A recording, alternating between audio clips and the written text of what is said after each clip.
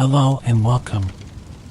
Today, I'm going to whisper to you about a fascinating and complex topic, the Alexander the Great.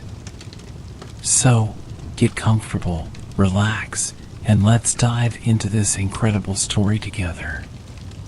Meet Alexander the Great, the military commander, king, and even emperor who ascended to the throne at the age of 20.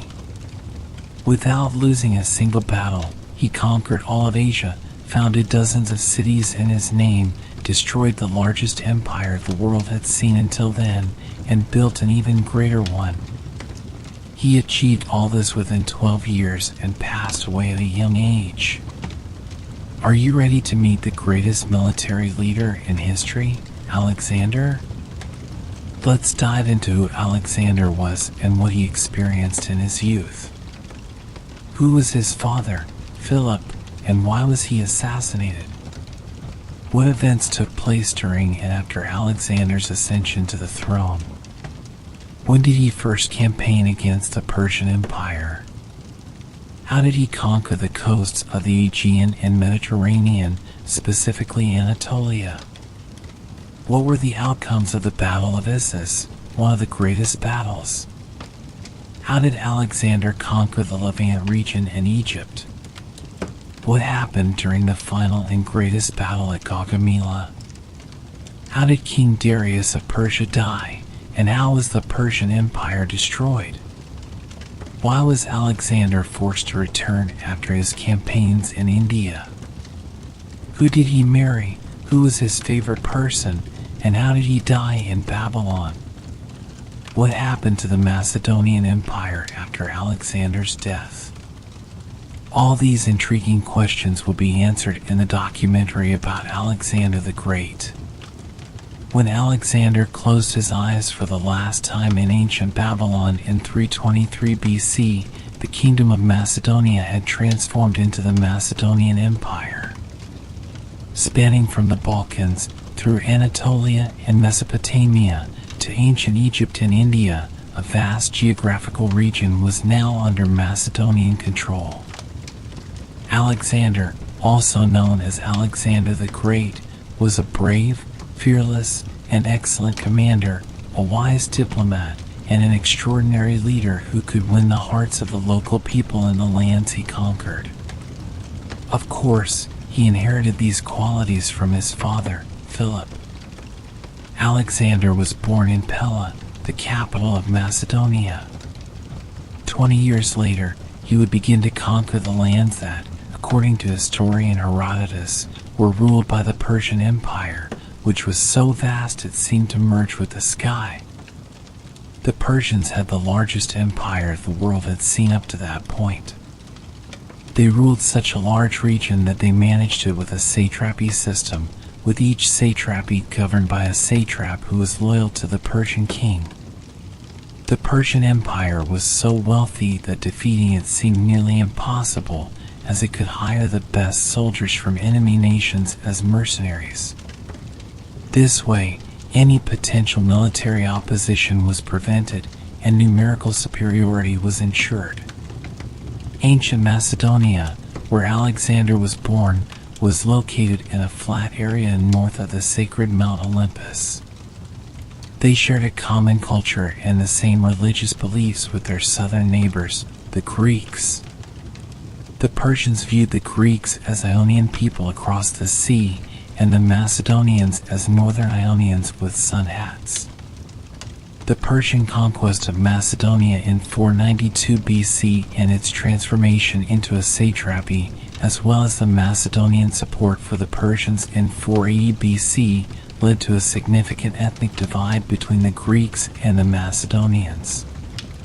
However, the withdrawal of the Persians from the region allowed Macedonia to become a kingdom again, and they tried to establish good relations with their Greek neighbors, living with Greek culture. Despite this, the Greeks continued to regard them as barbarians. As time went on, the Greeks would support the Persians. In 359 BC, Alexander's father, Philip II, ascended the throne of Macedonia. He would go down in history with his achievements. Philip waged wars for years to expand his kingdom, reduced tensions with Athens, and even withdrew his troops from Amphipolis to gain their support. He avenged his brother's death by killing the Illyrians' king and secured Macedonia's western borders through several political marriages, including to Princess Olympias of Epirus. Olympias was also Alexander's mother.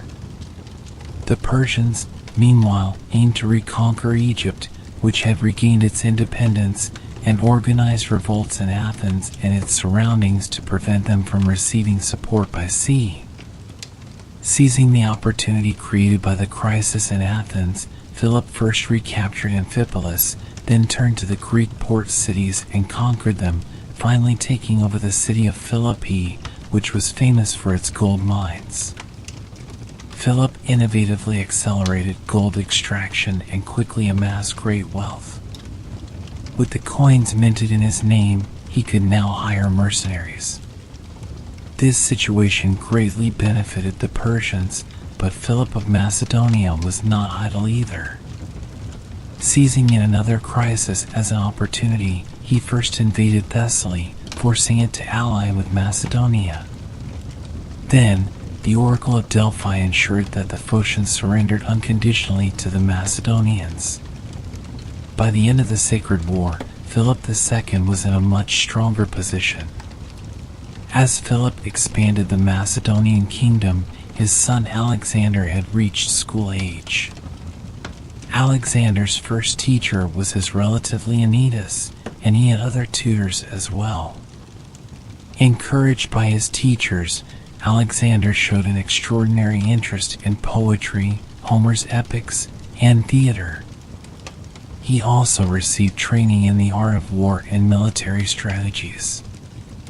It was said that Alexander's character closely resembled that of Achilles, the demigod hero of the Trojan War mentioned in Homer's Iliad.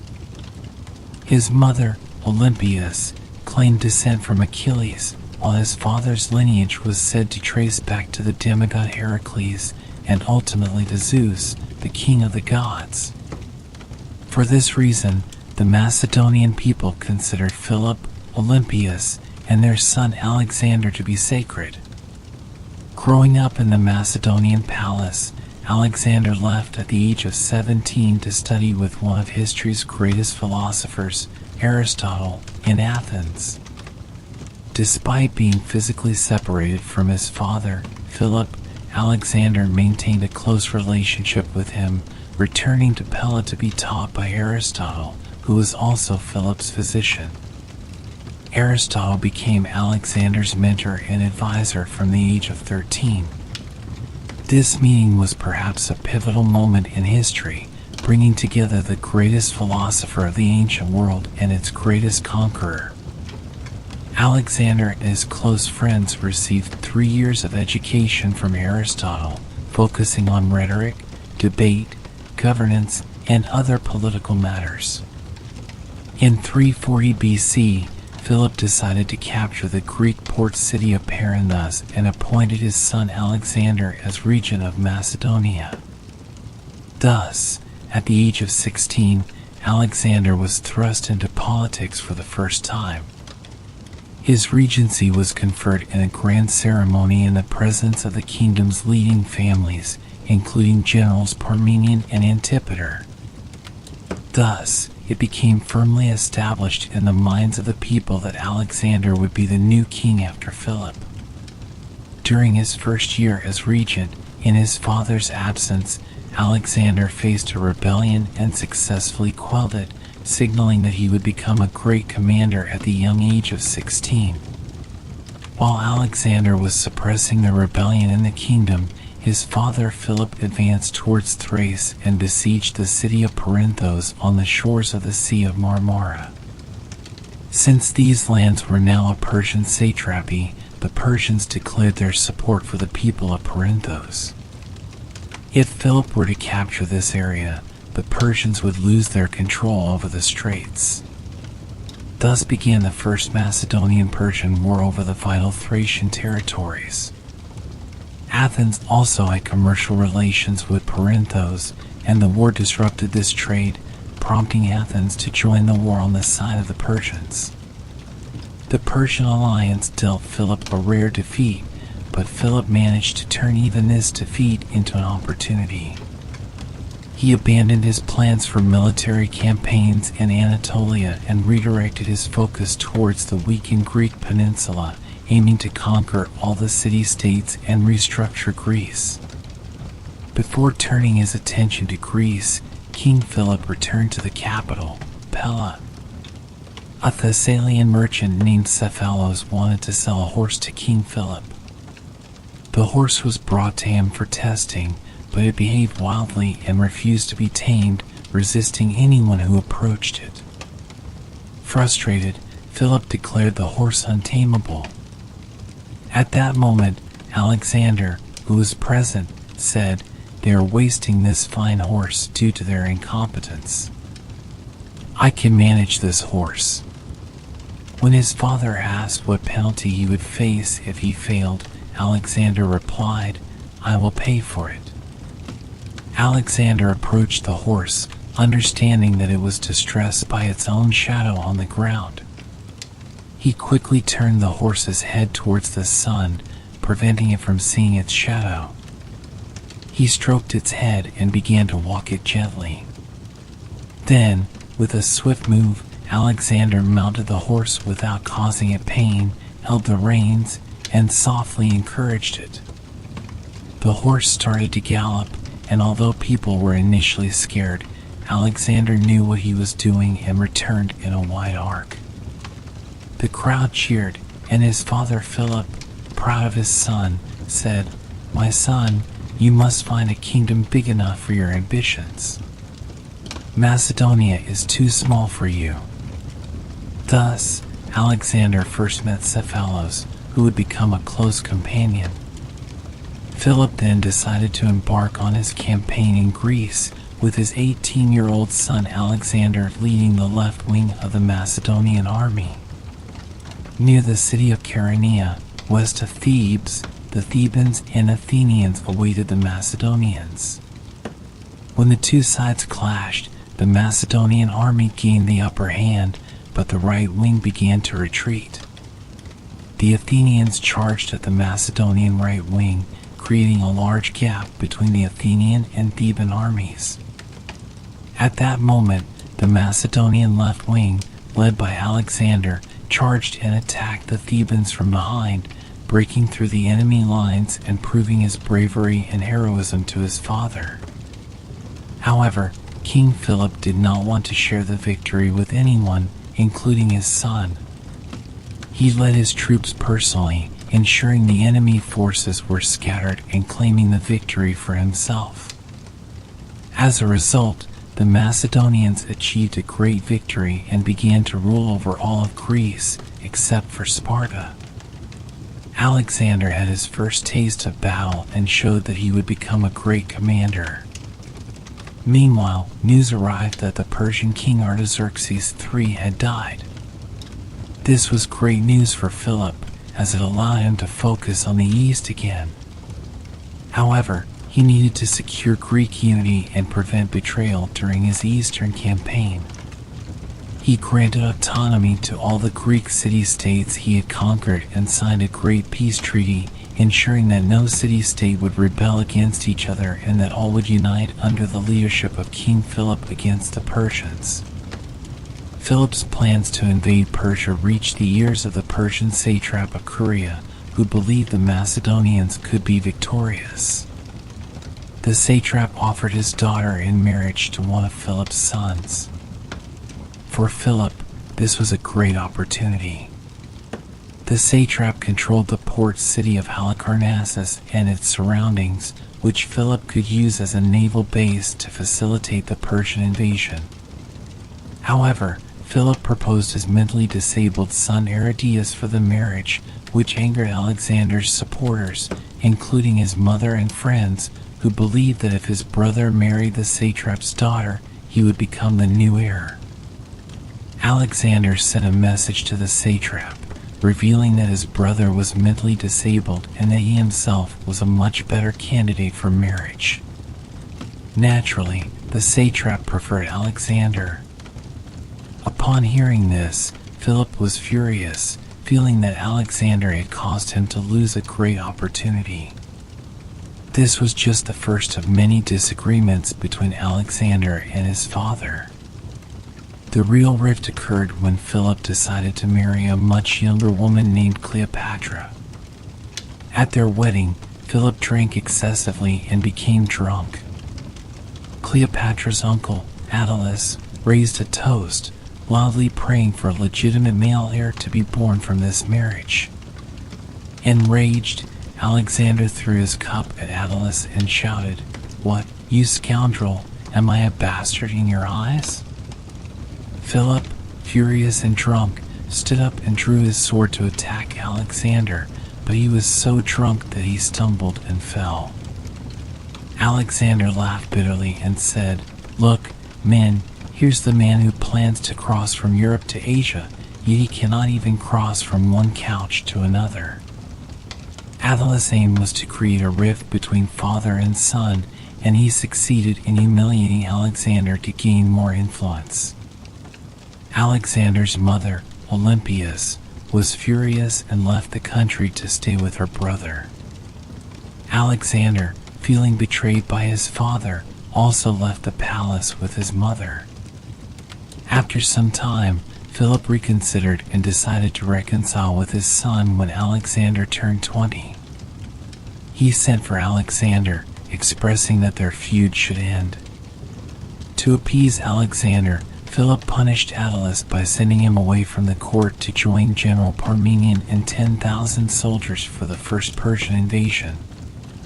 Alexander returned to the palace, but his mother did not, and his friends were also removed from court, leaving him isolated. Philip knew that his wife Olympias was the main instigator against him, so he sought to mend relations by marrying his daughter to Olympias' brother, King Alexander of Epirus. Philip also wanted to join the army he had sent east as soon as possible, so he planned to leave Alexander as regent in the palace.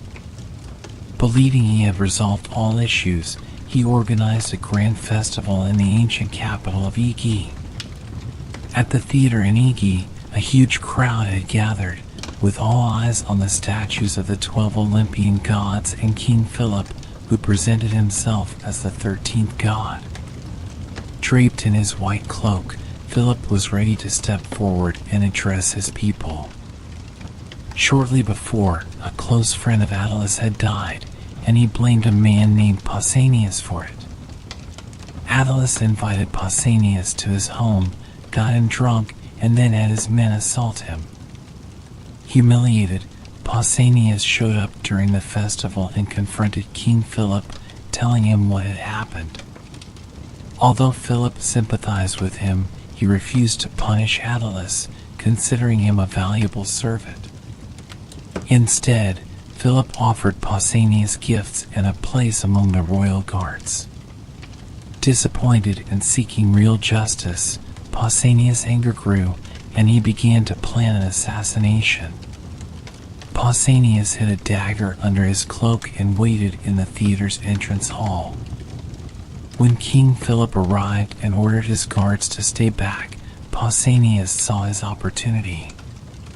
He quickly drew the dagger and struck Philip in the back, killing him. He then tried to flee but tripped on a vine root, allowing the guards to catch and kill him.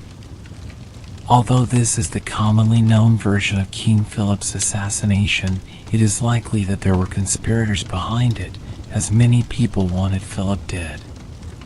Alexander himself would investigate those who might be responsible, but as the main beneficiary of his father's death, suspicions naturally fell on him. After Philip's death, Alexander's ascension to the throne seemed certain.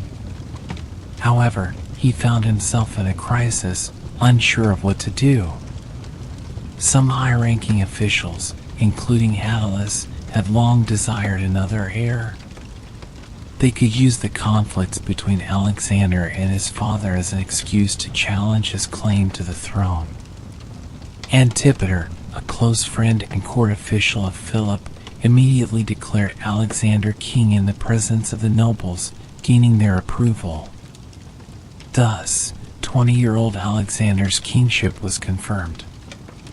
Antipater and his supporters quickly armed and dressed Alexander in royal attire, but not everyone was pleased with his coronation. Rumors began to spread that Alexander had a hand in his father's death, with Attalus leading the opposition. Couriers were sent to spread the news of Alexander's kingship to nearby cities. Queen Olympias, Alexander's mother, also received the news, and without informing Alexander, she had Attalus and Philip's young wife Cleopatra killed, eliminating potential threats to Alexander.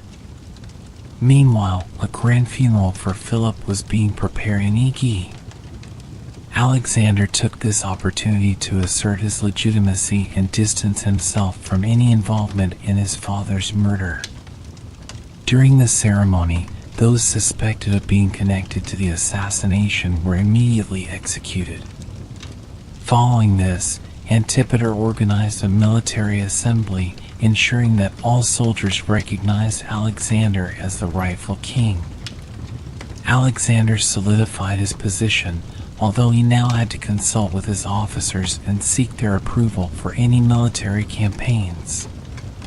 The death of Philip sparked unrest and revolts in the Greek cities. Alexander needed to assert his authority over these cities, so he launched a military campaign to the south. Facing minimal resistance, Alexander cleverly maneuvered around a group of Greeks blocking his path, ending the resistance and securing control over Greek territories. Confident in his dominance, he then planned campaigns to the west and north to secure his borders before confronting the Persians. However, rebellions erupted again, especially in Athens and Sparta, with Persian King Darius III providing financial support. Alexander faced a long and challenging journey, knowing that even the slightest failure could lead to his leadership being questioned and the disintegration of the Macedonian kingdom. Acting swiftly, Alexander first marched to Thebes, where the powerful Macedonian army easily defeated the Thebans. He gave them 1 day to surrender the instigators of the revolt, but when they refused, he captured the city, resulting in increased animosity towards the Macedonians and Alexander. Nevertheless, by eliminating Thebes, Alexander ensured that the Greeks would no longer consider rebellion. Athens, recognizing Alexander's power, congratulated him while carefully avoiding provoking him, as they maintained a strong fleet and had Persian support. With Greek affairs settled, Alexander turned his attention to Asia and the Persians. Within his first year as king, Alexander had won 3 battles, mastered military tactics, and firmly established his position as ruler. The Macedonian army of 10,000 soldiers, led by Parmenion, had already entered Persian territory. After the death of Artaxerxes IV, the satrap Artashata ascended the throne as Darius III, which weakened the Persians. When Alexander set out, his army consisted of 12,000 Macedonian infantry, 14,000 allied troops, 5,000 mercenaries, and 1,000 archers, totaling 32,000 men. The cavalry included 1,800 Macedonians, 800 Thessalians, 900 scouts from Thrace, and 4,500 horsemen. When they joined General Parmenion and his 10,000 soldiers in Persian lands, they formed a formidable army of 46,500 soldiers. Alexander's first move was to cross the Dardanelles and establish a base in the region then known as Troy. He was the first to disembark from the ship, and he threw his spear into the land, declaring it conquered by his spear. This land held great significance for Alexander, as he believed himself to be a descendant of the famous Trojan war hero, Achilles. Thus, he visited the tombs of his ancestors and made sacrifices to the gods. Alexander's initial goal was to move south from Troy to control the port cities, thereby preventing Persian naval attacks on Macedonia. However, there was a problem. News arrived that General Memnon and his Persian army were already stationed near Troy, blocking Alexander's southward advance. Additionally, the Macedonian army's food supplies would last only a month, making it crucial to reach the grain-rich southern territories quickly. The Persians set the terms of the battle, choosing the advantageous terrain of the Granicus River, known today as the Biga River. In early June 334 BC, the two armies faced off here. The Macedonian army was positioned on the west bank and the Persians on the east. As night fell, they prepared to battle the next day. While the Persians were making sacrifices to the rising sun, Alexander conferred with his generals and decided to cross the river at dawn. The approaching phalanx's footsteps startled the Persians. Alexander moved swiftly, allowing only part of the Persian cavalry to engage. During the battle, Alexander personally led the charge and reportedly killed Persian generals with his spear. The Persians pushed their Greek mercenaries forward, resulting in heavy casualties among them. The Macedonian phalanx was nearly impenetrable, and Alexander managed to kill thousands of Persian and Greek soldiers with minimal losses. With their generals slain, the Persians retreated, securing Alexander's victory at the Battle of the Granicus. This victory allowed Alexander to move south without facing resistance from the cities he planned to conquer. After the battle, Alexander ordered his fallen soldiers to be buried with their weapons and equipment, personally tended to the wounded, and listened to their stories. He granted tax exemptions to the families of the deceased soldiers. The Battle of the Granicus lasted about 2 weeks, leaving Alexander with only 15 days' worth of food supplies. He continued his advance rapidly, using ships to transport heavy loads along the Aegean coast. Alexander captured the port cities of Smyrna and Ephesus without resistance, cutting off Persian naval supplies and preventing attacks on Macedonia. These conquests were defensive measures. Alexander's greatest challenge was to capture Sardis, the capital of the Lydia satrapy and the Persians' most important administrative center in the west. This city was fortified with massive walls and a stronghold, defended by a sufficient Persian military force to protect the fortress. With the fertile land secured, Alexander's troops did not face food shortages, and the siege of Sardis caused severe famine within the city. This advantageous situation allowed Alexander to capture Sardis without resistance and benefit from its immense wealth. Meanwhile, the commander of Miletus declared he would defend the city against Alexander.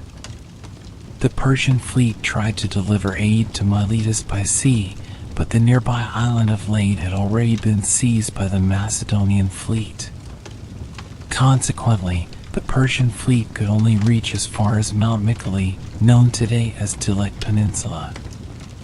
Alexander established his headquarters in Priene, directly across from Miletus, and coordinated an attack. His troops breached the city's walls and entered through the gaps. Despite being guarded by Greek mercenaries, Alexander quickly captured Miletus, while the Persians could only watch. Barely 4 weeks had passed since Alexander's entry into Anatolia and his first battle at Granicus, and he now controlled most of the Aegean coast.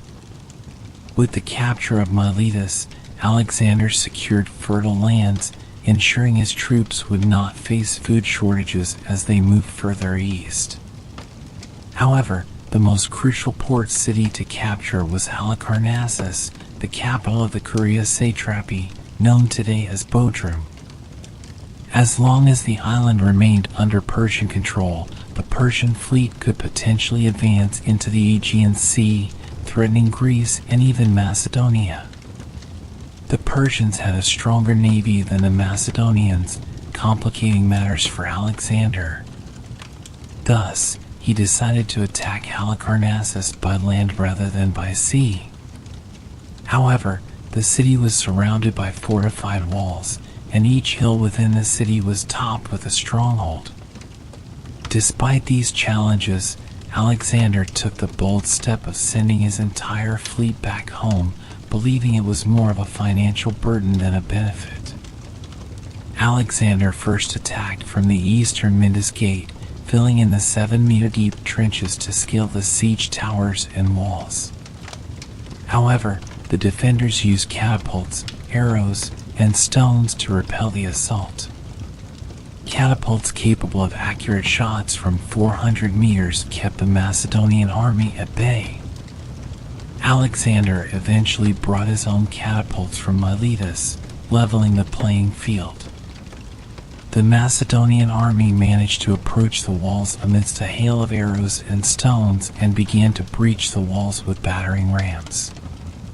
Once inside, they saw some enemy soldiers holding torches. On the orders of the Persian commander, the city's gates were opened, and the enemy soldiers rushed out to set fire to the Macedonian siege engines. Alexander issued orders to extinguish the fires while continuing the assault. Battle cries echoed from both sides as a fierce clash ensued. The Macedonian soldiers were caught off guard and fell one by one. When Persian General Memnon was seen charging from the northern gate, even Alexander was momentarily at a loss. The defenders were on the verge of victory, but an experienced and older reserve force, which had fought many battles under Philip, joined the fray. Their expertise turned the tide in favor of the Macedonians. With the combination of young and old troops, they launched a counterattack, pushing the Persian defenders back into the city. By nightfall, the enemy, led by General Memnon, was forced to retreat to a small area known today as Bodrum Castle. The next day, Alexander entered Halicarnassus and walked through its streets. When he saw the 55-meter-high mausoleum, one of the 7 wonders of the world, he couldn't hide his amazement and admiration for the magnificent marble structure built for Mausolus, the city's founder. Although most of the city was under Alexander's control, the enemy forces remained vigilant on the island, continually receiving aid by sea. As a result, the island remained under Persian control as a base until Alexander's eastern campaigns yielded results.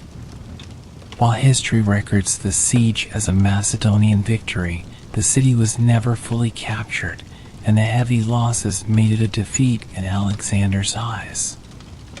Determined to advance eastward, Alexander focused on the royal road, stretching from Sardis in Anatolia to Susa in Persia. This road featured caravanserais every 20 kilometers, providing rest and supplies for travelers. Alexander aimed to utilize these resources for his army and ease his eastern campaign. He sent General Parmenion to Gordium, a key military base, to secure it without resistance. Alexander, meanwhile, headed towards the coastal regions of Caria and Lycia, capturing port cities along the Aegean and Mediterranean coasts to neutralize the Persian navy. After reaching the Pamphylian Sea, known today as the Gulf of Antalya, Alexander set foot in Pamphylia's lush lands. He marched aside, but the local preparations for defense and the mountains cutting off his connection to Parmenion led him to leave a garrison inside and retreat. Moving slightly northwest, Alexander aimed to attack Aspendos, but the city's residents surrendered without a fight. Gathering his commanders, Alexander decided to march to Gordium, capturing towns along the way. The townspeople, aware of Alexander's reputation and without Persian support, surrendered without resistance. Upon reaching Gordium, Alexander awaited reinforcements and the harvest from Macedonia. Meanwhile, The Persians, though not confronting Alexander directly, were active under General Memnon, reclaiming some of the cities Alexander had captured. They could potentially intercept the reinforcements from Macedonia. During this time, Alexander turned his attention to the legendary Gordian knot. According to prophecy, whoever untied the complex knot attached to an ox cart in the city's temple would rule all of Asia. In front of his Macedonian soldiers and the Phrygians, Alexander attempted to untie the knot. When he couldn't, he drew his sword and cut through it in a single stroke, declaring that he had fulfilled the prophecy. Meanwhile, General Memnon convinced Persian King Darius to fight a decisive battle, but he fell ill and died. With Memnon's death, Alexander resumed his eastern campaign, following the royal road to the Mediterranean. He crossed the Taurus Mountains into Cilicia, aiming for its capital, Tarsus. Instead of taking the main road, Alexander took a rugged shortcut, arriving in Tarsus before the Persians could destroy the city's grain stores. This swift maneuver allowed him to secure Tarsus intact.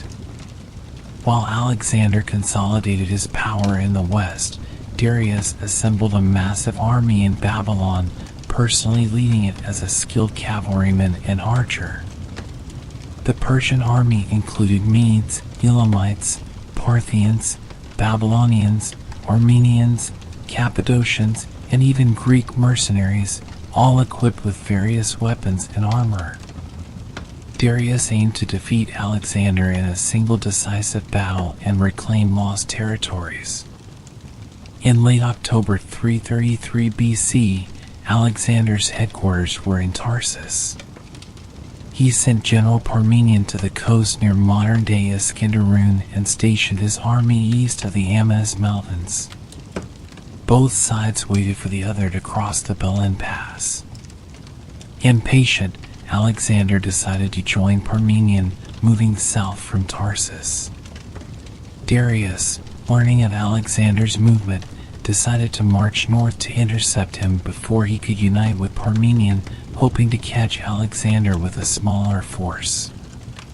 This set the stage for one of the most intriguing battles in history. Alexander had already moved south along the coast and joined Parmenion before Darius could reach the northern edge of the mountains. By the time Darius learned of this, it was too late. He decided to move southwest and head towards the port city of Issus. As Alexander expected to confront Darius at the Belen Pass, he left all his sick and wounded soldiers in the city of Issus while passing through. Darius, upon capturing the city, executed all these soldiers. Alexander was unaware that Darius had moved north and was surprised when he learned that Darius had taken Issus. He turned north again and spent the night near the Pillars of Jonah. The next morning, Alexander and his army set out at dawn and began marching towards Issus. The Persians were not expecting them to arrive so quickly and were caught unprepared. Additionally, Darius had hoped to fight in a vast open area, relying on his large cavalry. However, he was now forced to fight on the narrow, rugged terrain by the sea, where his cavalry would be less effective. Darius positioned his forces 17 kilometers south of Issus, behind the Pius River, forming a defensive line with infantry, mercenaries, and archers. He placed his cavalry at the rear to attack the enemy from behind. Alexander moved his troops through the narrow pass and arranged his forces along the Pius River. The Macedonian army, consisting of 40,000 men, faced the much larger Persian army, estimated to be around 100,000 strong. Alexander's forces approached the Pius River, closing the distance to just 500 meters. The tension was palpable, and both armies prepared for the imminent battle. As the Macedonians closed the distance to 250 meters, they came within range of the Persian archers, who unleashed a hail of arrows. The Macedonian soldiers raised their shields to protect themselves, the sound of arrows striking bronze creating a deafening noise. The initial phase of the battle saw significant casualties on the Macedonian side. The commanders struggled to keep their soldiers organized as they advanced under heavy fire. As they drew closer, the Persian archers were forced to retreat, replaced by infantry ready to engage in hand-to-hand combat. Crossing the Pias River was challenging for the Macedonians due to sharp stones and muddy terrain, which disrupted their phalanx formation and left them vulnerable to Persian attacks. Despite these difficulties, the Macedonian spears were longer than those of the Persians, giving them an advantage. Darius deployed his Greek mercenaries, who struggled to reach the Macedonian lines. The battle turned into a brutal melee, with soldiers from both sides fighting fiercely. Greek forces managed to break through the Macedonian phalanx and attacked from the flanks, putting the Macedonians in a precarious position. Meanwhile, the cavalry units clashed by the coast. The larger Persian cavalry gained the upper hand, pushing the Macedonian cavalry back towards the Pias River. However, the Macedonians rallied and fought back. Alexander and his forces, now able to mount a full assault, began pushing the Persians back. The Macedonian cavalry broke through the gaps left by the retreating Persian archers, devastating the enemy forces. The lightly armored Persian infantry struggled against the heavily armored Macedonian soldiers. As the second line of Persian troops advanced, they became trapped and pushed over the bodies of fallen comrades, making them easy targets for the Macedonians. The chaos on the battlefield was immense, with the Persians unable to maintain their formation. During the battle, Alexander was wounded in the thigh by a sword. King Darius, at the heart of the battle, was carried into the fray by his chariot. At one point, Alexander and Darius locked eyes, but Darius' brother and bodyguards prevented Alexander from reaching him. Realizing the danger and fearing the collapse of his empire, Darius decided to flee the battlefield. Seeing their king retreat, the Persian soldiers also began to withdraw. The Persian cavalry, in their haste, trampled their own men as they fled. The battle continued until nightfall, with the Macedonians in pursuit. The Battle of Issus lasted about 2 hours, resulting in approximately 20,000 Persian casualties, many during the retreat. The Macedonian losses were around 5,000. After the battle, Alexander captured the luxurious Persian camp, which included Darius' mother, wife Statira, and daughters. Alexander treated them with respect, allowing them to live as they had in the Persian court, without any harm. He even ensured they were treated with the same reverence as before. Darius later sent a letter to Alexander, proposing a diplomatic agreement and offering a substantial ransom for his family. Alexander rejected the offer, citing past Persian invasions and his father's assassination as reasons. He declared himself the rightful ruler of Asia. Following the Battle of Issus, towards the end of 333 BC, Alexander began a campaign to capture the Levant region, which had long been inhabited by the Phoenicians. In this region, there were 4 important cities: Orados, now known as Arwood, a small island city; Byblos, a port city still known by the same name; Sidon, another port city known today as Sidon; and finally Tyre, an island city known in antiquity as Tyros. During Alexander's time, Tyre was an island, later connected to the mainland by filling in the sea, turning it into a peninsula. As Alexander advanced through the Levant, the cities of Orados, Byblos, and Sidon surrendered to him without a fight. The last city remaining was Tyre. The Tyrian prince, wearing a golden crown, welcomed Alexander and offered to surrender the island. Alexander requested to make a sacrifice to the god Heracles in the Melkart temple. However, the local Phoenicians believed that only their kings could make sacrifices in this temple. Although Alexander was a king, he was considered a foreigner, and it would be disrespectful to their gods for him to sacrifice there. The Tyrians directed Alexander to an older temple where he could perform the sacrifice. Alexander, insistent on the Melkart temple, took the refusal as a sign of disobedience and declared that he would besiege the city and take it by force, thereby claiming full rights over the city and the temple.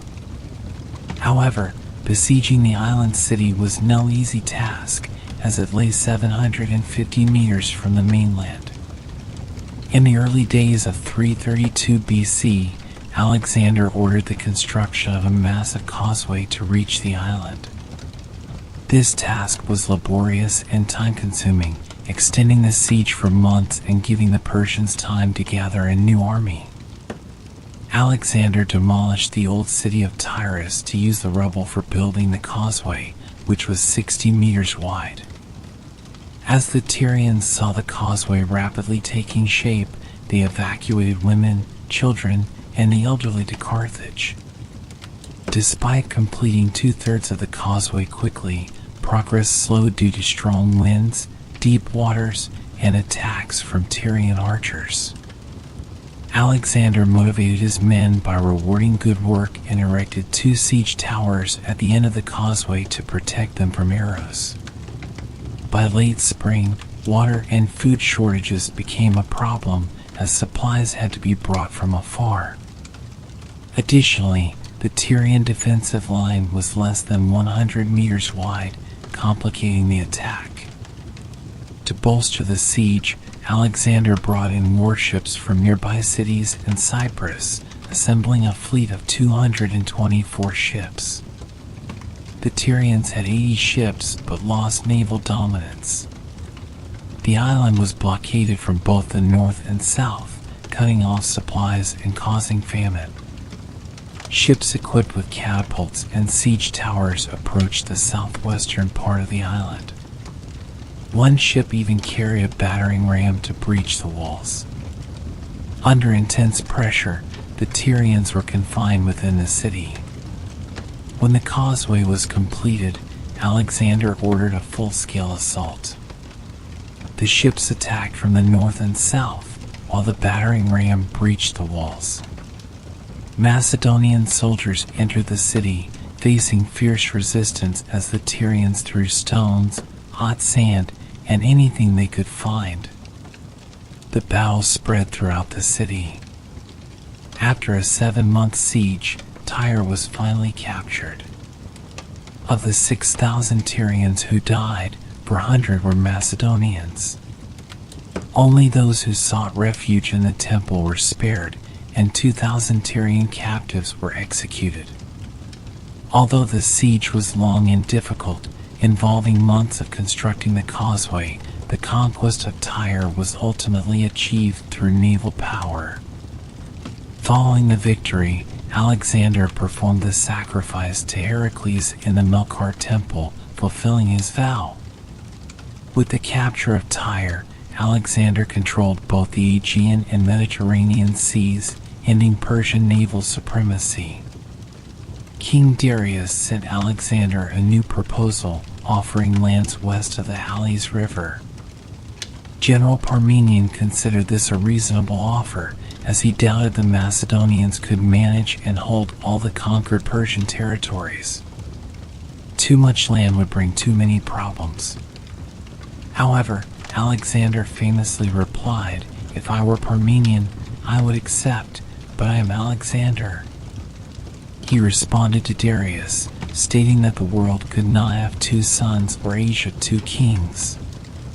Having crossed Anatolia and begun to conquer the Levant, Alexander set his sights on Egypt. His reasons for wanting Egypt included securing grain supplies for Greece and ending any potential Greek uprisings. Egypt's grandeur also made it a cultural and economic prize, denying these benefits to the Persians. On his way to Egypt, Alexander's greatest obstacle was the Persian garrison at Gaza. Located on a sandy and hilly terrain, Gaza posed logistical challenges for siege equipment. Despite these difficulties, Alexander successfully besieged and captured Gaza. Afterward, he sought the support of Jerusalem, demanding its submission. Initially loyal to Darius, the Jews refused, but Alexander's approach with his army intimidated them into submission. He assured the Jews they could live as they had under Persian rule. With Gaza and Jerusalem secured, Alexander controlled the entire Levant.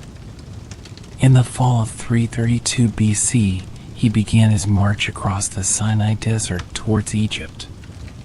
His army marched along the 200-kilometer coastal route, accompanied by supply ships providing food and fresh water. Despite the challenges, including finding drinkable water in the desert, Alexander and his men pressed on. Upon reaching the Nile Delta, the first city they encountered was Pelusium, which surrendered to Alexander without resistance. Although the Persians had shed much blood to capture this city, it welcomed Alexander peacefully. He left a garrison in Pelusium and sailed up the Nile to Memphis. The sights in Egypt were beyond description, with ancient, magnificent structures and profound wisdom. Alexander was so captivated that he visited the Oracle of Amun to hear its prophecies. After 2 days of sailing, the Macedonians reached Heliopolis, a city sacred to the sun god Ra. Alexander's sole focus was to cross to Memphis. Upon arrival, he was welcomed by the Persian satrap. Because there was no Persian garrison capable of defending the city, the satrap had lost all loyalty to the Persian king. Thus, Alexander was welcomed into the city. His first act was to offer sacrifices to the Egyptian gods in the temples, winning the hearts of the Egyptian people. The Egyptian gods were quite similar to the Greek gods, so Alexander felt comfortable conducting these ceremonies. The Egyptians, who saw Alexander as a liberator, proclaimed him pharaoh and called him the son of Ra, the sun god. This title pleased Alexander, as the sun was also a sacred symbol for the Macedonians, and they believed he was a descendant of Heracles and Zeus. Now seen as the son of both the Egyptian god Ra and the Greek god Zeus, Alexander consolidated his rule in Egypt. In the spring of 331 BC, after several journeys across the region, Alexander sailed down the Nile to consult the famous Oracle of Amun. What he asked the oracle and what answers he received remain a mystery, but it's speculated that he sought confirmation of his divine status and future success. Alexander's stay in Egypt is intriguing given the ongoing war and his need to campaign eastward against Darius. Egypt's grandeur must have captivated him, and his soldiers needed rest. During this period, Alexander founded the city of Alexandria on the Nile Delta, aiming to boost trade between Europe and Asia and strengthen the Egyptian economy. There were rumors of another oracle in the Siwa Oasis, located in the desert west of Egypt. This oasis, a lush paradise in the middle of the desert, also housed the Temple of Amun. This temple, built by Greek workers, was called Amos, symbolizing the unity of the two cultures' gods. Eager to consult this oracle, Alexander gathered a small military unit and set out on a challenging desert journey. The questions he asked the oracle and the answers he received remain unknown, but it is believed that he received the affirmations he desired. With Egypt secured, Alexander was ready to march into the heart of Persia. After the defeat at Issus, King Darius had retreated to his homeland, trying to negotiate with Alexander to retrieve his captured family and end the war. Despite offering a vast fortune, Darius's attempts were futile. Thus, Darius had no choice but to raise a new army to stop Alexander's advance. This new army would be even larger than the previous one, comprising volunteers and mercenaries from all over the Persian Empire. He sent word to Bactria's satrap, Bessus, to prepare and march west with the new forces. Bactria held a strategic position within the empire, often governed by crown princes. With the current heir either captured or dead, Bessus, a relative of Darius, was appointed as satrap. For Bessus, Darius's death could mean an opportunity to seize the throne. Hence, he was tasked with raising the army and moving westward. Despite the short time since the Issus defeat, Darius managed to gather a formidable army. Alexander, after leaving Egypt, began his march towards Babylon but had to navigate a vast desert. He moved north along the coast, passing through the newly conquered Levant region, then turned east to cross the Euphrates and Tigris rivers. Meanwhile, Darius selected the plains of Gaugamela, near present-day Erbil, as the battlefield. This location offered the ideal terrain for his chariots and cavalry to maneuver. As Alexander approached, Darius ensured no obstacles hindered his path to the battlefield. Alexander reached the area near Mosul without difficulty, crossing rivers easily. Darius's strategy worked, drawing Alexander to the chosen battleground. A week before the battle, on September 23, 331 BC, Alexander sent a message to Darius, informing him that his wife, Statira, had died during childbirth 2 days earlier. Whether the child was Alexander's remained a subject of speculation. On September 30th, both armies began positioning themselves on the battlefield. The Macedonian center was held by phalanx units, with shield bearers, royal guards, and cavalry on the right. Parmenion commanded the left flank with the remaining cavalry. To prevent encirclement, a second line was positioned at the rear. The Persian army, a diverse force of infantry, archers, and soldiers from various regions, included war elephants and chariots. Despite detailed records of the prelude to the battle, the exact events during the clash remain unclear due to the dust and chaos on the battlefield. What is known is that the Macedonians secured a decisive victory. Darius fled the battlefield, and the Persian forces retreated eastward. Ancient historians suggest that the inexperienced Persian soldiers began to flee first, followed by Darius.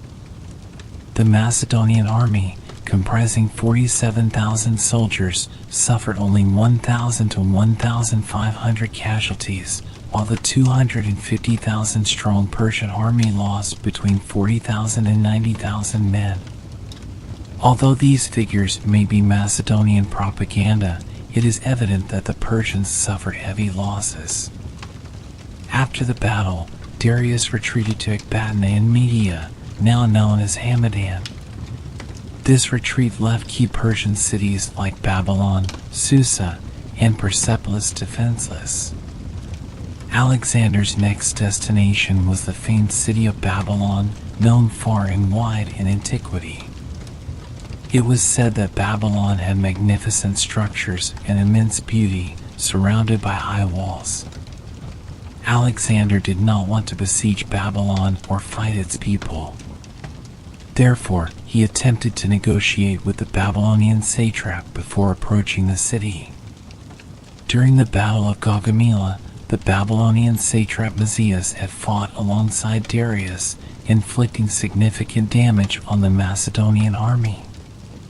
However, after the Persian retreat, he returned to Babylon. Despite this, Alexander began negotiations with Mazias, achieving a favorable outcome. The Persian satrap opened the gates of Babylon to Alexander and advised him on how to win the people's hearts. To gain the favor of the Babylonians, Alexander needed to restore or rebuild the Asagila temple dedicated to the god Marduk, which was in ruins. Alexander did so, refrained from demanding taxes, and did not plunder the city, thus winning the people's favor. Alexander entered Babylon for the first time on October 22nd, 331 BC, through the Ishtar Gate. At that time, the city had a population of 100,000. The Macedonians had never seen such a populous city before. People climbed the high places to catch a glimpse of their new king, and nobles lined the streets to welcome him with gifts. Local songs and music filled the air. Alexander accepted the gifts, greeted the people, and proceeded to the palace. He was astonished by the Babylonians' knowledge of astronomy and earth sciences. In the future, the Macedonians and all of Europe would greatly benefit from Babylonian science. After Babylon, Alexander's next destination was Susa, a city of immense wealth, which he captured without resistance. Darius's flight accelerated Alexander's advance. His ultimate goal was now Persepolis, the capital of the Persian Empire. Capturing Persepolis would deliver a significant blow to Darius. Alexander began his journey, which involved crossing the Zagros Mountains and passing through a narrow defile known as the Persian Gates. A tribe called the Uxians, loyal to the Persians, lived at the entrance of this pass. They took measures to block Alexander's passage through the Persian Gates. Unable to break through, Alexander learned of two alternative routes, the main royal road and a mountainous path to the north. He chose the northern route while sending half of his army with Parmenion along the main road. They planned to reunite at the other end of the pass, reducing the risk of a single route ambush. While advancing along the northern route, the Uxians demanded a toll from Alexander. He deceived them by promising payment the next day, then launched a midnight attack, killing them all. Continuing his journey, Alexander reached the Persian Gates on January 19, 330 BC. The road was blocked by a wall, with Persian forces under the command of satrap Ariobarzanes positioned behind it. The Macedonian army, caught in a trap, faced intense catapult fire, slings, arrows, and rolling boulders from the heights. Forced to retreat, they suffered heavy losses. That night, Alexander devised a new plan. Among the captives was someone familiar with the region who revealed a hidden path around the Persian Gates. Trusting this information, Alexander launched a surprise attack from behind, eliminating the Persian troops on the upper slopes and securing the heights for his archers. Alexander then advanced along the hidden path, successfully flanking the Persians. Caught between attacks from both sides, the Persian army was defeated and Ariobarzanes retreated to Persepolis. However, his retreat was futile as Alexander, reuniting with Parmenion, soon reached Persepolis. Alexander ordered the city to be looted but spared the royal palaces. The city, incredibly wealthy, was filled with silver, gold, and precious items. The soldiers killed everyone they encountered, but Alexander did not stop them, as he needed to feed many mouths and lacked sufficient supplies. Alexander stayed in Persepolis for 4 months, waiting for winter to pass. To transport the city's wealth and treasures, he brought 5,000 camels and 20,000 pack animals from Babylon, highlighting the city's immense wealth. During Alexander's occupation of Persepolis, Darius was assembling a new army in Ecbatana. Despite 2 major defeats, Darius quickly rebuilt his forces, with half of the soldiers who fled Gaugamela joining him. Alexander, before leaving Persepolis, allowed the city to be burned, avenging the Persian destruction of Greek cities centuries earlier. Little of Persepolis remains today. On his way to Ecbatana, Alexander stopped in the city of Gabai, modern Isfahan, where he learned that Darius was awaiting reinforcements and growing anxious. This news pleased Alexander, who realized Darius could not act. Another report came that Darius had fled Ecbatana with his treasure. Alexander took a group of soldiers and swiftly pursued him, assigning Parmenion to capture Ecbatana. Darius, waiting in a mountain pass known as the Caspian Gates, hoped to draw Alexander into a smaller, more manageable force. However, dissent grew among his ranks. Persian satraps criticized Darius, suggesting he temporarily abdicate until things improved. Darius refused, leading to increased tension. Bessus, commanding more troops than Darius, had the soldiers' loyalty. Realizing betrayal was imminent, Darius attempted to flee but was captured and imprisoned. The army, now led by Bessus, moved towards the Elburz Mountains. Alexander reached the Caspian Gates and learned of the brewing betrayal. Accelerating his pace, he gathered his fastest soldiers and continued the pursuit. He learned from defectors that Darius was captured and that loyal troops had deserted. Bessus intended to hand Darius over to Alexander. Disturbed by this, Alexander did not want to execute a defenseless, dethroned king, as it would humiliate Darius and anger the Persian people. However, allowing Darius to live posed a threat, as Persians might still see him as their king. Considering his options, Alexander realized it would be more strategic if Darius's captors killed him.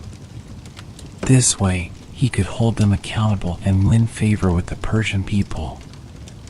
As Alexander closed in, Bessus and 2 other satraps stabbed Darius multiple times, left him on a cart, and fled, believing Bessus to be the new king.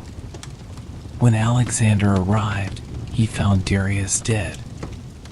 Now, he had to pursue Bessus, who had declared himself the new Persian king. Thus, Alexander was able to win the favor of the Persian people. To further solidify his position, he even organized a royal funeral for Darius. The 2 satraps who repeatedly stabbed Darius had previously surrendered their cities to Alexander and spent some time with him. Therefore, it is possible that Alexander might have ordered Darius's death in such a situation, as Darius dying as a prisoner served Alexander's purpose as well. The blame for Darius's death was placed on Bessus.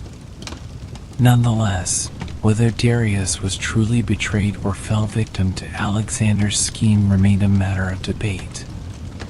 After the events, Bessus returned to his homeland, the satrapy of Bactria, and proclaimed himself the king of Persia, adopting the name Artaxerxes v. Alexander. After reorganizing his army, pursued Bessus.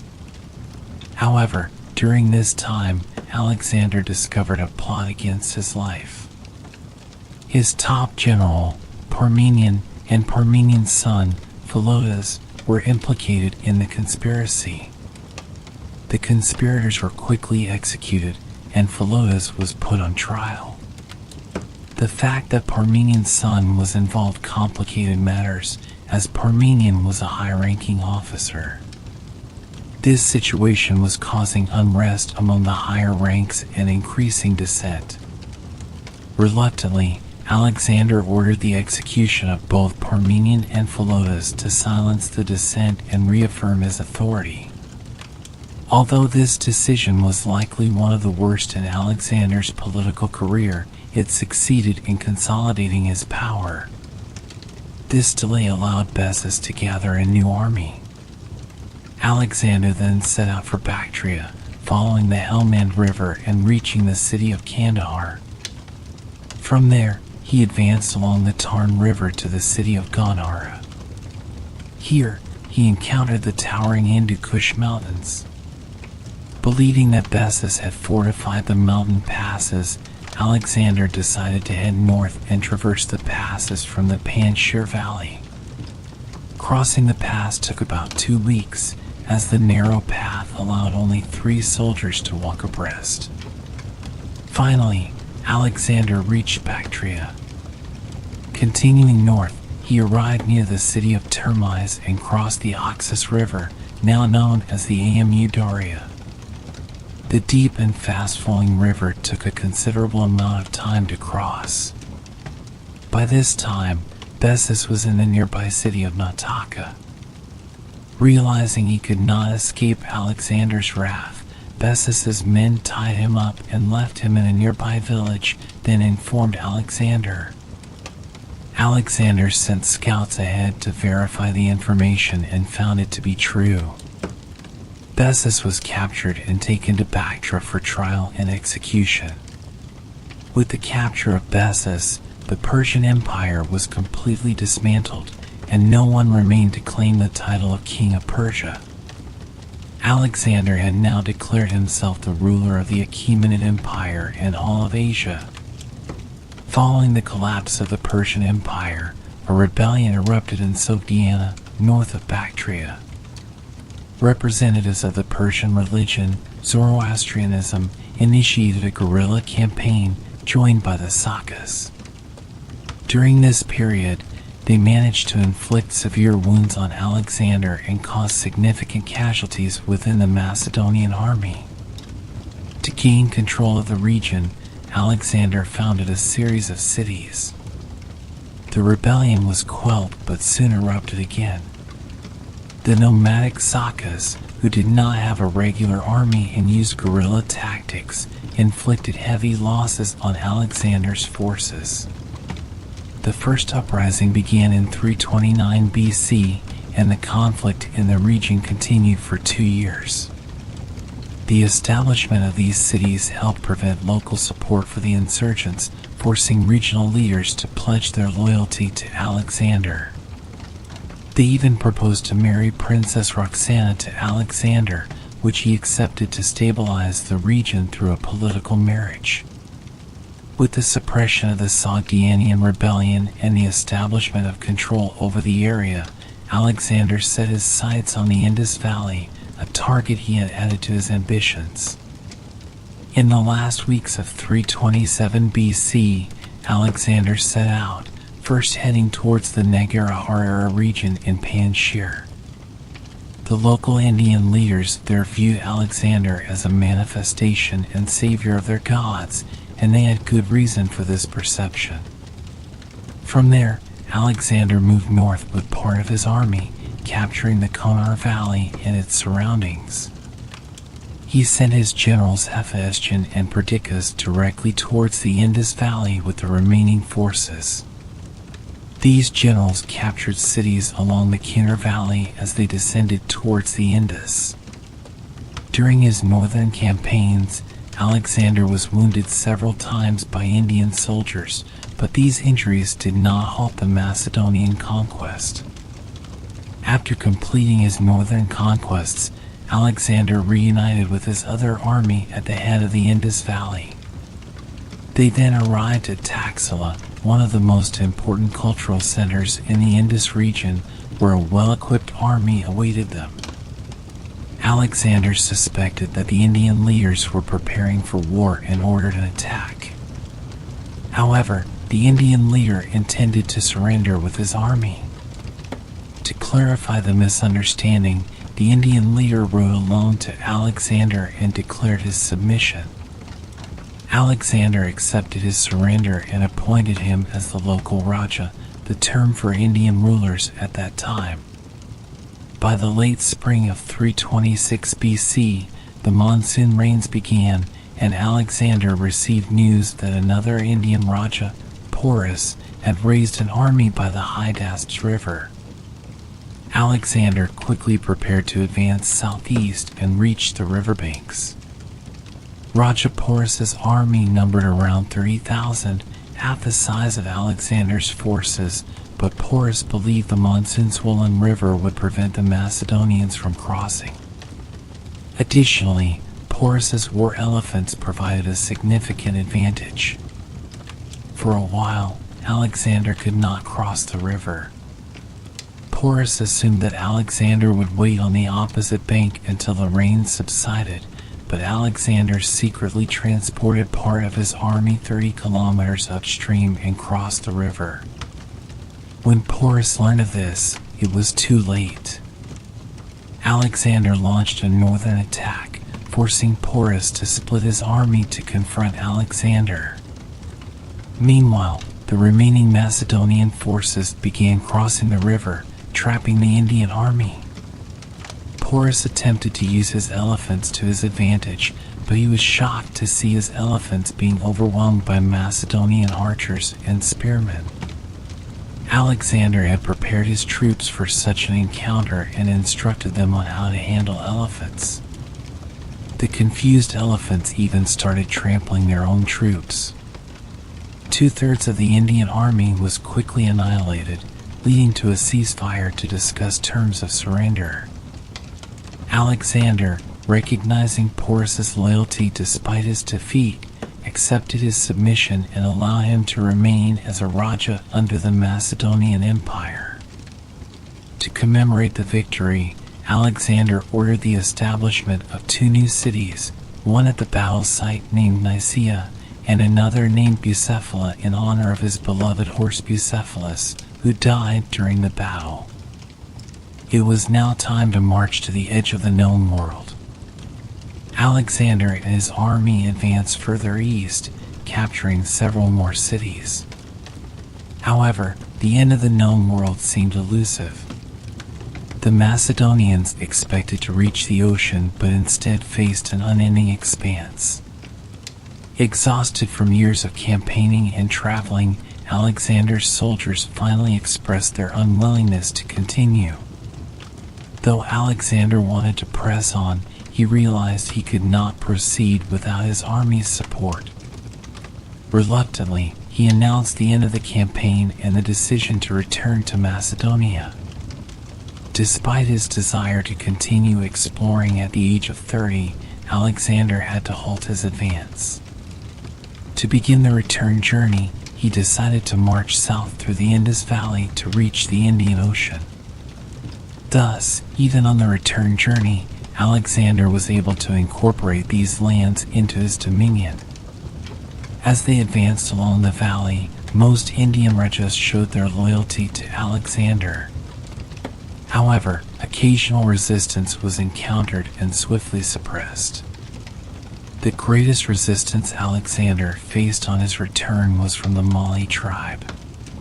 The Mali established a defense line in Multan, the largest city in the region, which was surrounded by high walls. Alexander launched an attack on the city, using ladders to scale the walls. Among the first to climb was Alexander himself.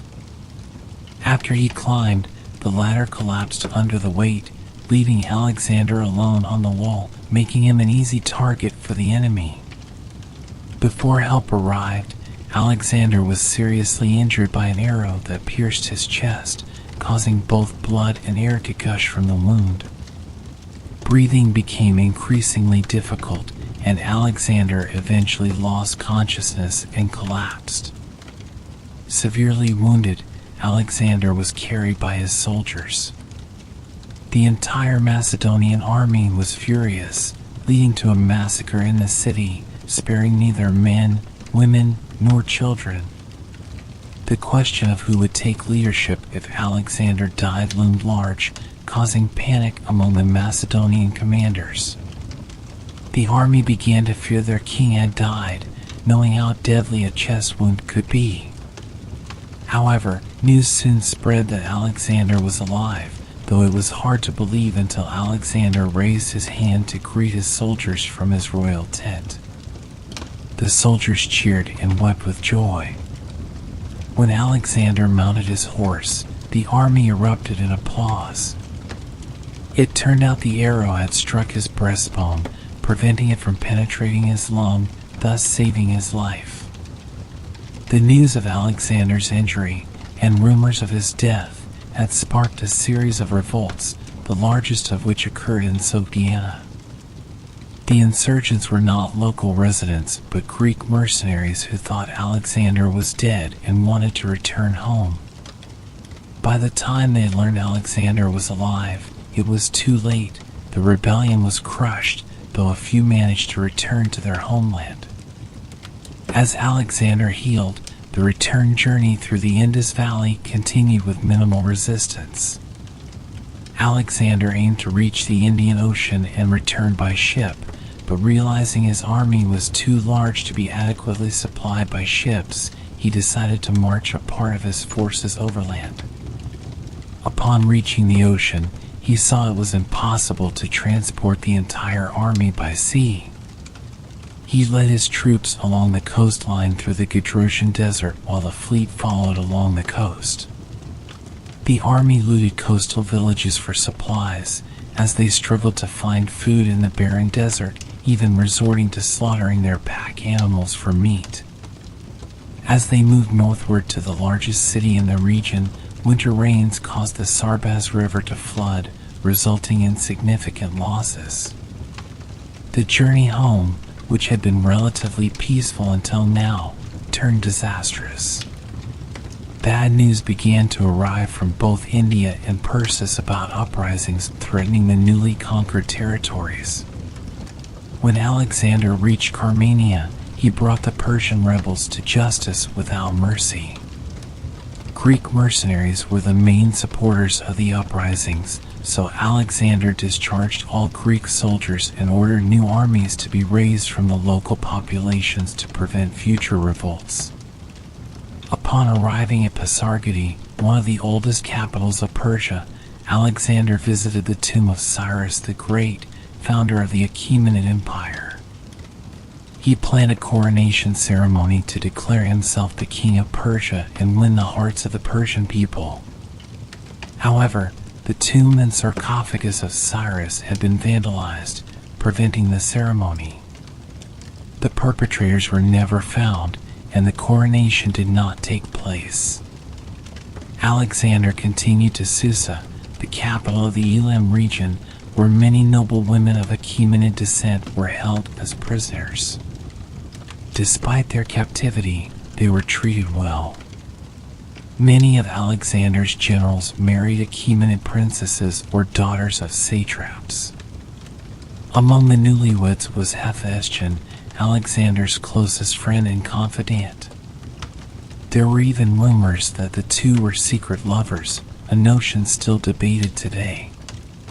Although same-sex relationships were not uncommon and generally accepted at the time, we lack definitive evidence of their relationship. Hephaestion married Darius's daughter, Drapetus, while Alexander married Statira, the youngest daughter of the former Persian king Darius III. Around 80 Macedonian officers also married Persian nobles, aiming to create a bridge between East and West. After leaving Susa, the Macedonian army, eager to return home, set out again, though Alexander was already planning future campaigns to explore and conquer Arabia and Africa. Alexander restructured his army, teaching Persian, Indian, and other local recruits Macedonian military tactics and art of war. This move was intended to both curb potential revolts and ensure sufficient military strength for future endeavors. However, the Macedonian soldiers were displeased with their replacement by their former enemies and were uncomfortable with Alexander's adoption of Persian customs. To quell the dissent within his ranks, Alexander did not hesitate to execute those who voiced opposition. He offered his soldiers the option to return home if they no longer wished to serve him, knowing full well that he still needed them. This bluff succeeded, and the soldiers recommitted to their king. A celebration of brotherhood and peace was held in Opus to consolidate their unity. Alexander then headed north to Ecbatana, where he spent some time indulging in feasts and festivities. During one of these banquets, Hephaestion, his closest friend and possibly his lover, fell seriously ill with a high fever. Despite the best efforts of his physicians, Hephaestion's condition worsened. While Alexander was attending a theater performance, he received the grave news that Hephaestion's condition had deteriorated significantly. The king rushed to his close friend's side, but it was too late. In October 324 BCE, his 32-year-old beloved friend Hephaestion had passed away. Alexander spent the whole day mourning by Hephaestion's lifeless body, shaved his head as was customary, and fasted for 3 days. He even took out his grief and anger through battles with the peoples in unfathomable lands to the east. These wars lasted about 40 days. Additionally, Alexander declared Hephaestion a demigod and demanded that everyone honor him. Not only did he declare his friend a demigod, but he also asserted his own divinity, already seen as the son of Zeus.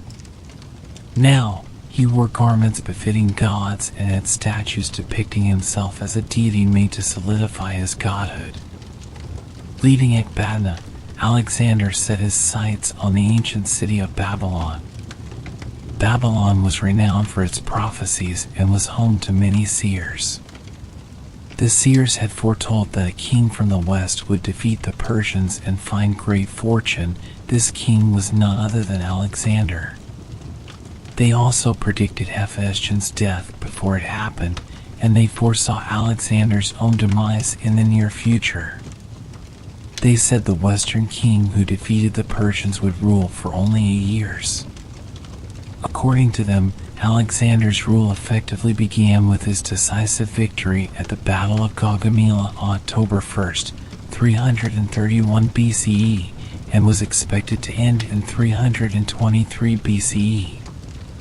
By 323 BCE, when it was foretold that Alexander would die, the oracles calculated that there would be a solar eclipse in May, a bad omen indicating that the king would die in Babylon within the same year. All these prophecies were conveyed to Alexander while he was still on his way to Babylon. They warned him to never enter the city and to continue his journey. Alexander, troubled by these predictions and knowing the infallibility of Babylonian oracles, sent most of his army to Babylon but changed his own route to camp 40 kilometers away from the city. Alexander asked the oracles how he could avoid this bad omen, and they responded that the Etemenanke temple dedicated to the Babylonian god Marduk needed to be rebuilt.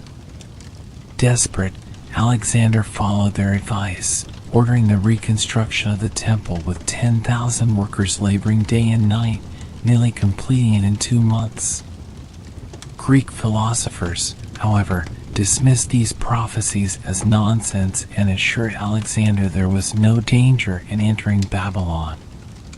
Trusting the philosophers, Alexander entered the city, stayed for a while to plan his Arabian campaign, and mocked the Babylonian oracles by leaving the city unharmed. During this time, Hephaestion's body was brought to Babylon for a grand funeral. Alexander ordered the city's 2-kilometer wall to be demolished, and with the debris, constructed a 190-meter wide and 60-meter high pyre to burn his friend. The funeral was fit not just for a king, but for a god. Babylonian oracles, still worried about Alexander's fate, devised a plan to place a proxy on the throne to absorb the bad omens and then be executed, thus transferring the omens away from Alexander. However, they implemented this plan without informing him. One day, a prisoner suddenly entered the palace, took Alexander's crown and clothes, sat on the throne, and remained silent when questioned. After consulting the oracles, Alexander ordered the prisoner to be executed. The oracles believed that by executing the proxy, the bad omens had been eradicated.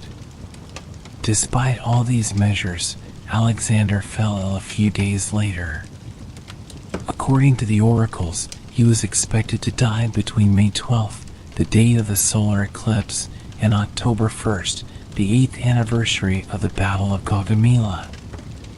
Indeed, Alexander died on June 11th, 323 BCE, at the age of 32. Rumors of poisoning quickly spread, a plausible theory given his many enemies and recent executions of several high-ranking officers. Others suggested that his excessive drinking had exacerbated his illness. Modern theories proposed that Alexander may have died of typhoid or malaria. Regardless of the cause, it is known that Alexander was gravely ill for the last 10 days of his life. Following his wishes, Alexander's body was mummified and buried in Memphis, Egypt. Later, Ptolemy transferred the body to Alexandria. Today, the exact location of Alexander's tomb is unknown, believed to be somewhere in Alexandria, buried under the modern city. After Alexander's death, his empire lacked a clear heir or organized government, leaving his vast territories vulnerable to fragmentation. Even more critically, there was no one of the caliber to manage the empire like him. His most important generals were scattered across various regions with large armies. Thus, Alexander's death made civil war inevitable. When asked who should inherit his empire in his last days, Alexander's supposed response was Kryroi, meaning to the strongest. However, some believed he was trying to say the name of his most important general, Crateros, but struggled to speak. Yet, the one declared as vizier and bearing the royal ring was Perdiccas, who claimed he was the strongest. As such, he prepared to seize power. As vizier, Perdiccas summoned all officers to the headquarters. Alexander's wife, Roxana, was pregnant, and if the child was male, he would be the heir. However, someone needed to manage the empire until the child grew up. Then, Nearchus mentioned that Alexander had a son named Heracles with Barcine. However, Alexander had not married Barcine, making the situation complicated. The infantry, led by Meleager, argued that power should be shared among the aristocrats. Another suggestion was for Alexander's half-brother Aridaeus to take the throne despite his questionable mental state. Nonetheless, he garnered support from the cavalry commanders and was presented to the people as the new king, but the infantry commanders were discontent. Although there were clashes, Aridaeus was eventually accepted as king with Perdiccas as his vizier, who wielded the real power. Despite facing some uprisings, Perdiccas managed to govern the empire for a short while. He soon desired to marry Alexander's sister, Cleopatra, and this incited the other generals, including Ptolemy in Egypt and Antigonus, who opposed this union. This led to a civil war where Perdiccas was eventually killed. During this time, Seleucus came to control Babylon, gaining favor with the locals by completing the Etemenanke temple's construction. With Perdiccas' death, Seleucus took control of the territory east of the Halys River, while Antipater controlled the west in Europe and Ptolemy ruled Egypt. This arrangement was supposed to last until Alexander's son, Alexander IV, grew up to become king. However, Antipater's son, Cassander, usurped the throne and killed Alexander's son, leading to the empire's division among the three generals into the Seleucid Empire, Ptolemaic Kingdom, and the Macedonian Kingdom. In conclusion, Alexander the Great was a ruler who preferred war over establishing peace and harmony. His authority was often questioned, and he was known for his temper and restless nature. Nevertheless, he commanded respect and admiration. Alexander was also highly intelligent in managing a large army, planning routes, and ensuring supplies. His greatest failure might be his unsuccessful attempt to bridge the cultures of the East and West, as neither side was willing to embrace the other's culture.